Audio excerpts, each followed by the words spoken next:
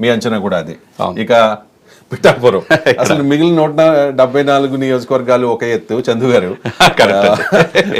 పిఠాపురం నియోజకవర్గం ఒక ఎత్తు. సాధారణంగా ఏ అధినేత అయినా కూడా నాకు తెలిసి జగన్మోహన్ రెడ్డి పులివెందుల్లో అంత కాన్సన్ట్రేట్ చేయలేదు, కుప్పంలో చంద్రబాబు నాయుడు గతంలో అంత కాన్సన్ట్రేట్ చేయలేదు, కానీ ఇప్పుడు వైనాట్ కుప్పం అని చెప్పి వైఎస్ఆర్ కాంగ్రెస్ పార్టీ వాళ్ళు అన్న తర్వాత ఆయన అక్కడ అప్పుడప్పుడు కాస్త కొంచెం సీరియస్ గా తీసుకున్న పరిస్థితి. కానీ పిఠాపురంలో ఒక పార్టీ అధినేత, చాలా కీలకమైన నాయకుడు, అసలు 2014లో జనసేన లేకపోతే అసలు అప్పుడు కూటమి అధికారంలోకి వచ్చేది కాదు. ఇప్పుడు కూడా కూటమి అధికారంలోకి వస్తుందంటే ఖచ్చితంగా జనసేన చలవే, ఆ పార్టీ నాయకులు చెప్తున్నారు.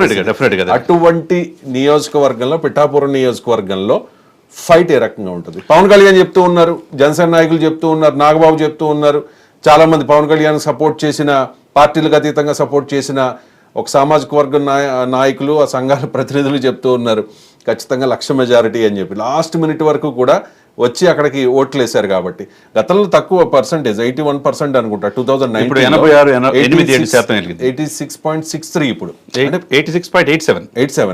ఓకే ఓకే, అంత పెరిగిన పరిస్థితి. ఇక్కడ ఎలా ఏ రకంగా ఉండొచ్చు? ఇద్దరు కాపులే డెఫినెట్గా అండి. ఇక్కడ ఏంటంటే మొదటి నుంచి కూడా ఇది 1952 నుంచి నియోజకవర్గం ఉన్నది. దాదాపు 16 సార్లు 12 సార్లు కాపులే గెలిచారు సీటు. లాస్ట్ దొరబాబు కూడా కాపు వైసీపీ. అనుకోకుండా ఎంపీ నుంచి ఇక్కడ పోటీ చేయటం, ఇక్కడ పవన్ కళ్యాణ్ గారు పోటీ చేసినట్టు ఎక్స్పెక్ట్ చేయాలి. భీమవరం అనుకున్నారు మనం, చాలా కానీ ఇక్కడ పవన్ కళ్యాణ్ గారు అతను అనుకున్నది రీచ్ అవుతున్నాడు. దశాబ్దం పైన పార్టీ పెట్టి ఉన్నాడు, ప్రజలు మన్ననలు పొందాడు. ఇక్కడున్న 2,56,309 ఓటర్లు మొత్తం 2,05,369 ఓటు వినియోగించుకున్నారు.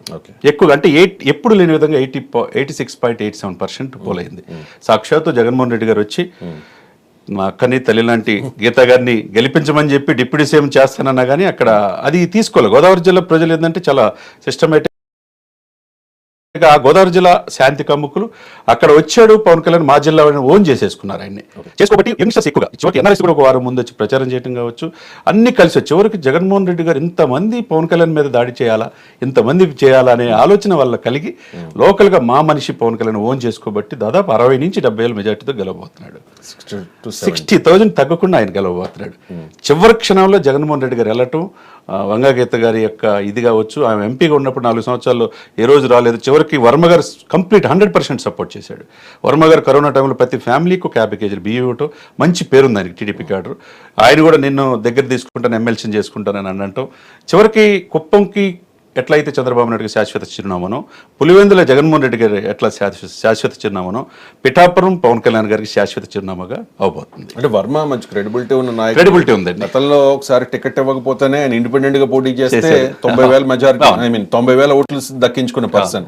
కానీ వర్మ అండ్ ఆయన సపోర్టర్స్, ఆయన మద్దతుదారులు మనస్ఫూర్తిగా సపోర్ట్ చేస్తే పవన్ కళ్యాణ్ విజయం నల్లేరు మీద నడకే అనే అంచనాలు ఉన్నాయి.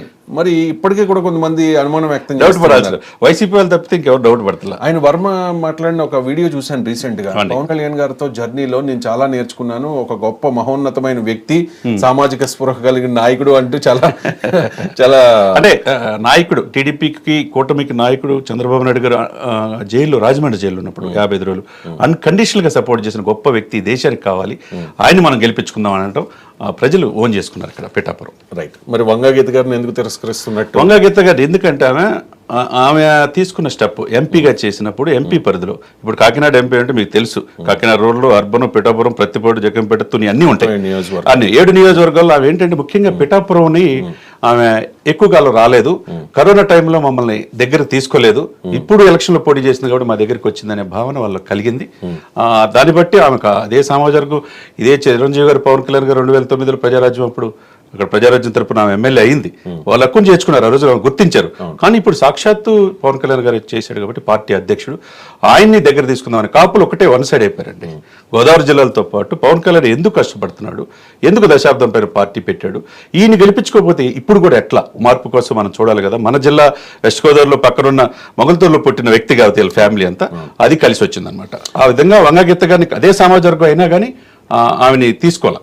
ఓకే, కుల ప్రస్తావన రాజకీయం లేదు, కానీ ఇద్దరు ఒకే కులం కాబట్టి కులం పెద్దగా ప్రభావం చూపించదు. కానీ ధనం లేని రాజకీయం యాదృచ్ఛిక రవి గారు 97,000 మంది కాపులు ఉన్నారు. అదే అది ఇన్విటబుల్. కులం అనేది చనిపోయేదాకా పోదు. అంటే ఈ కాపుల్లో కూడా ఒక సెక్షన్, ఐ మీన్ ఒక ఏజ్ గ్రూప్ వరకు పవన్ కళ్యాణ్ కొట్టేశారని, 30-35 దాటిన వాళ్ళందరూ, ఏజ్ గ్రూప్ ఉన్న వాళ్ళందరూ వంగ గీత కొట్టేశారని.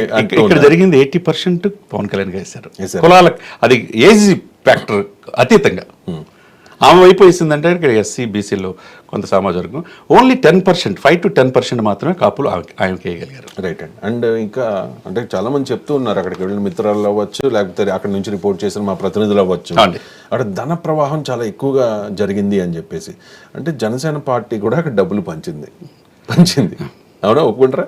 అంటే పంచొచ్చు ఇప్పుడు ఎవరికి ఇప్పుడు, కానీ వాళ్ళు పంచింది అంటే చెప్తున్నాను అన్ని కొన్ని ప్రస్తావించాలి ఓపెన్ గా కాబట్టి 1,500 per ఓటు కొన్ని ఏరియాల్లో ఇచ్చారట. వైఎస్ఆర్ కాంగ్రెస్ పార్టీ వాళ్ళు జనసేన, టీడీపీయా, మనవాడ కాదా కాకుండా ఇంకెక్కడ కూడా చిన్న ఛాన్స్ కూడా వదిలిపెట్టకుండా మొత్తం అందరికి 2,000 per ఓటు. కొన్ని చోట్ల 5,000 కూడా పంచారు. 5,000 కూడా పంచారు.